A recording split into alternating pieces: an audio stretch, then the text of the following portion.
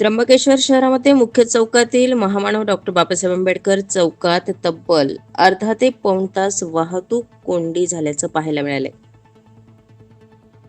त्र्यंबकेश्वर नगर परिषदेच्या वतीनं भव्य अशी पार्किंगची व्यवस्था असताना देखील भाविक थेट मंदिरापर्यंत वाहन घेऊन येत असल्याने डॉक्टर बाबासाहेब आंबेडकर चौक येथे वाहनांची मोठी गर्दी होती. जवळपास 5 ते 6 बस देखील या वाहन कोंडीमध्ये अडकून राहिले.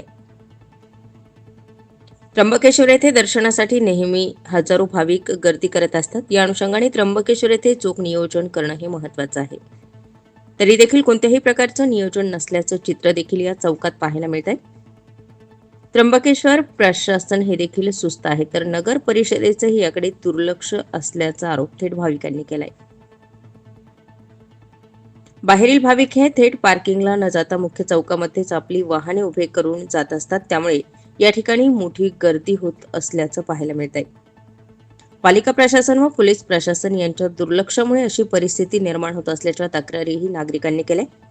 या संदर्भात आमचे प्रतिनिधी रवींद्र माळेकर यांनी त्र्यंबकेश्वर पोलीस स्टेशन येथे संपर्क साधला असता पोलीस निरीक्षक कुलकर्णी यांनी फोनद्वारे तात्काळ या ठिकाणची वाहतूक सुरळीत करण्यासाठी वाहतूक कर्मचाऱ्यांना पाचारण केले.